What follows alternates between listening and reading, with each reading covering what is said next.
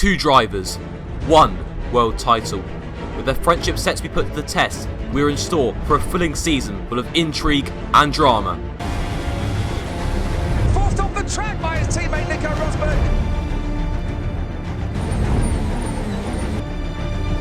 Hamilton triumphs in Bahrain. I'm not slowing down for Nico.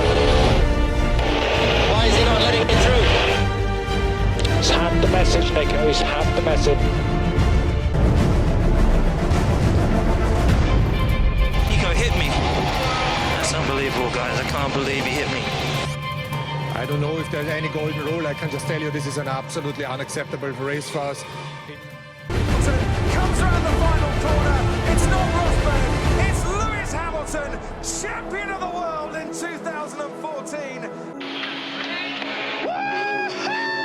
World champion! Oh my God! I can't believe it! Thank you so much, guys. Woo! This time, it's hammer time. So if Rosberg more determined than ever, can Lewis keep his composure and bring home a 3rd world championship and further assert his dominance over Nico Rosberg? It's time for the 2015 Formula 1 season.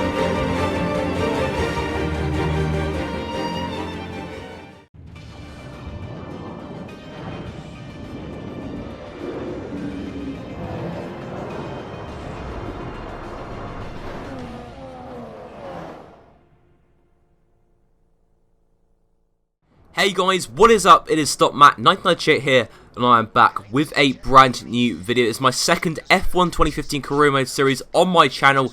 It is hammer time. We are driving as Lewis Hamilton in the Mercedes, starting from the back of the grid at each race, aiming to win the World Championship and beat our teammate Nico Rosberg. I know that is a huge challenge, especially given that I'm running on the Legend AI, and I do have every assist off. And obviously for Melbourne, this first race, very difficult in terms of traction, especially in Sector 3. It's going to be an extreme challenge of trying to make our way through the field, starting from the back of the grid. And guys, if you are new to the channel, be sure to subscribe and also like this video, and also leave your thoughts down below once the video is over as to what you thought of this video. But now we are in practice. We have loaded up a setup, and I think this is probably going to be our best lap of the session here on our second lap of the practice session.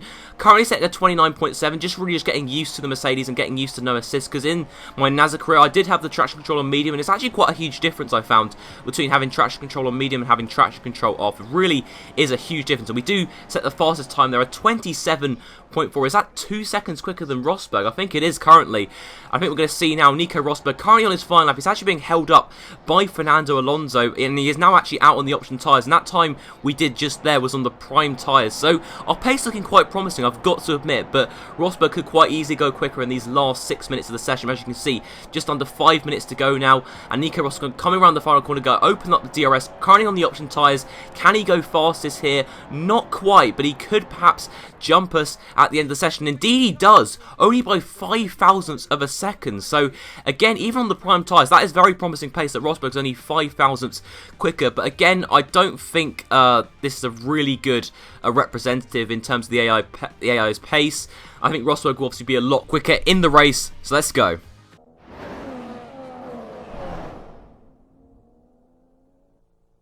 Here we are now, starting at the back of the grid for our first race here in Melbourne, Australia. And the lights are out, and away we go here for the Australian Grand Prix, getting off to an absolutely terrible start.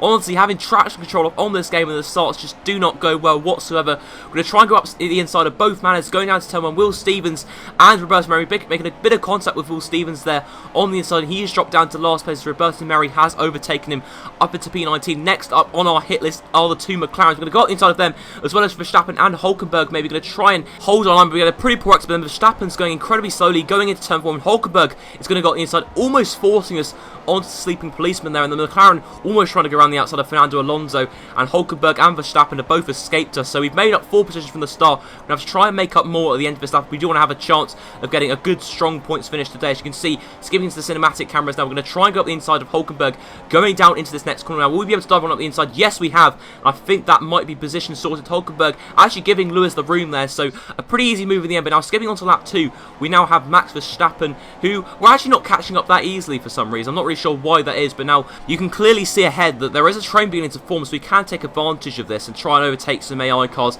I say the best place to do that will be out the turns 10 and 11 chicane, because that's where the AI get pretty poor exits, and we can take advantage of that. Obviously, with the straight line speed we have in this Mercedes car, as you can see, Max Verstappen is next on our hit list with Marcus Ericsson, who is holding up ever so slightly. You can see we're getting a brilliant exit here, brilliant slipstream on Max Verstappen. Can we go down the inside? It was actually a yellow flag going down to the next one. We're going to make the move on the inside on Verstappen, and we've actually made the move stick. But there's a huge train here behind Sergio Perez, who's obviously had an instant. We've actually overtaken 2 other cars in the process, past Maldonado and Marcus Ericsson. Now we're behind Felipe Nasr, only 1 position away from the point on lap 2. So that is actually quite impressive. As you can see, Kimi Raikkonen setting the fastest lap there, and Nico Rosberg is leading our teammates. Obviously, we don't want him to be getting more points on us today, but as you can see, currently on board with Sergio Perez. We're going to see what happens to him here.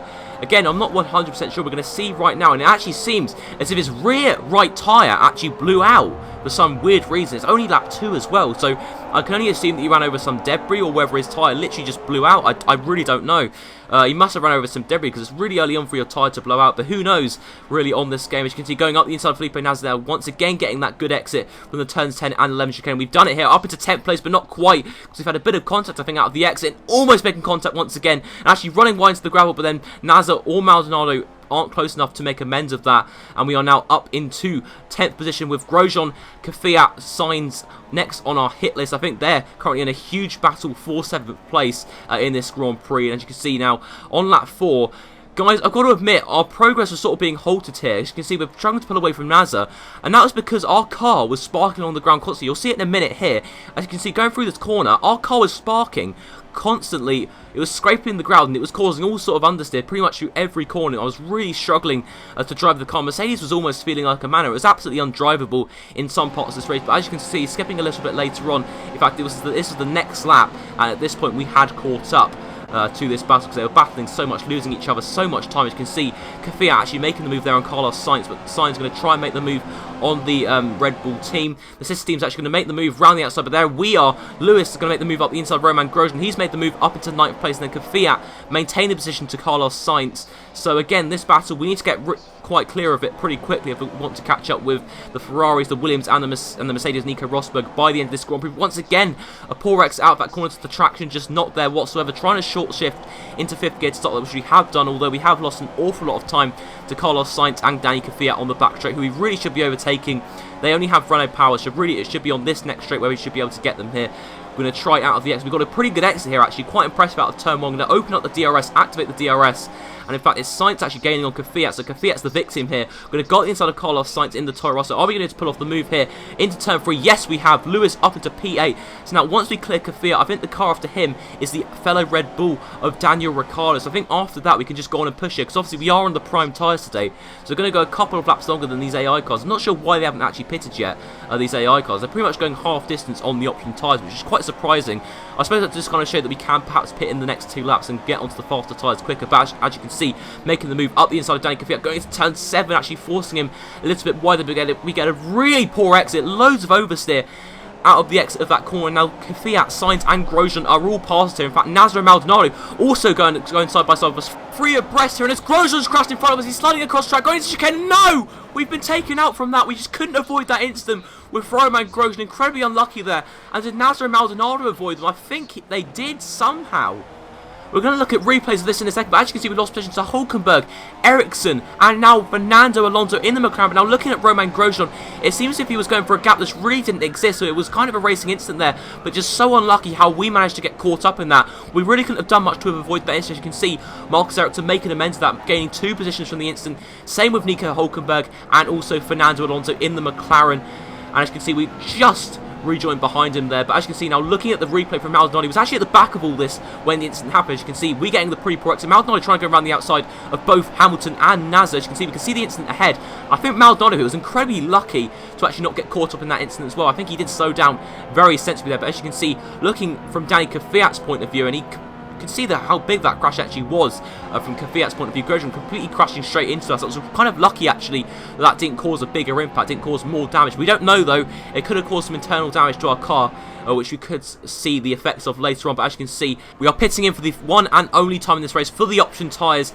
And actually guys, we did stay out another lap after the incident happened, which was perhaps a mistake, although we have definitely gained. We have undercutted Fernando Alonso, who remember did actually rejoin ahead of us before he pitted on lap 7. But now we actually have the DRS here on Nico Rosberg. This is our first flying lap here. His car's sparking in front of us in the Force India Mercedes. You can see, going to go around the outside of him. We've actually got a much better exit. Rosberg forced onto the grass here. We're going to open up the DRS. We're going to try and make a move going down into turn 3. We're going to try and make it stick here in the Mercedes, down the inside of Nico Rosberg. We've made that move step up into 11th position, and to even get points this race may be a challenge today. But the next car ahead is the Sauber of Felipe Nasr, who should really be easy meat on these straights especially. But as you can see, a quick replay here of the Hamilton overtake on Nico Rosberg. Going down to turn 3, a really easy move in the end with DRS, although Nico Rosberg definitely did put up a challenge. You can see, trying his best to make the move, trying to defend the position, but unfortunately just wasn't good enough in the end. But as you can see, currently Danica Fiat trying to overtake Pastor Maldonado. Pastor Maldonado, actually after that incident, gained all sorts of time. He jumped Danica Fiat and Felipe Nasr, obviously, but as you can see, we've actually got to this back. We actually overtaken Felipe Nasr for 10th position. In fact, Nasr running out a bit wide there, kind of over-exaggerating that incident. Now Maldonado trying to change his line here, going to try and go around the outside of the Red Bull driver Danica Fiat, but not quite managing to make that move stick, and Fiat remains in 7th position. But now skipping on to lap 13, guys. I'm not sure what it was in this stint, but the tyres just never really got up to temperature, and I think legitimately I actually got some damage from that incident. As you can see, understeering an absolute treat. I just don't know what was going on in these last few laps here. I just didn't have any pace whatsoever. As you can see, we're losing loads of time to Fiat, 3/10 of lap, and in the Mercedes this is just crazy. You can see understeering into literally every corner. And I mentioned earlier about my car seemingly scraping along the ground the whole race, and basically as I was driving in this race, my controller was vibrating the entire time, which is just really distracting. You can see locking up into pretty much every corner, getting all sorts of oversteer into most corners, in fact. And look at the understeer here. I just don't know what was going on with the car. I honestly think it was damaged from earlier on. It just didn't really seem right, and the Mercedes just felt undrivable, which was, you know, very strange to see, and obviously really abnormal. Because he once again understeering out so much, and we could potentially lose a position to Felipe Nasr. We could potentially finish outside of the points today, and Felipe Nasr has actually made that move stick up into P10. I just don't know what is going on with this Mercedes car. It just didn't. It just felt undrivable. It just almost felt like a McLaren Honda in terms of the downforce that we had in the final stint. And now Nico Rosberg looking to add salt to the wound by taking 11th position from us round the outside. Can he pull off that move?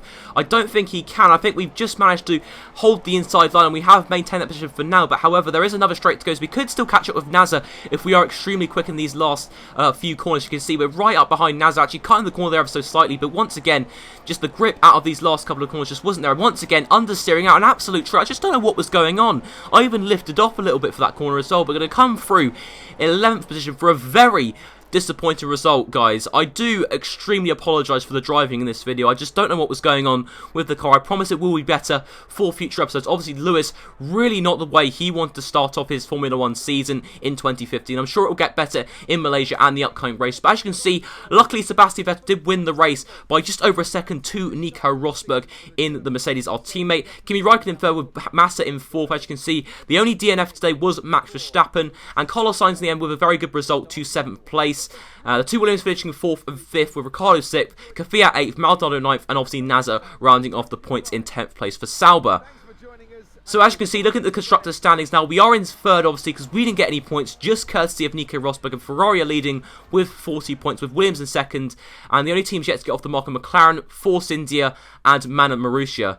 So anyway, guys, if you have enjoyed this video, be sure to leave a like, subscribe if you are new to the channel for more F1 2015 career mode, and I will see you next time. Bye bye.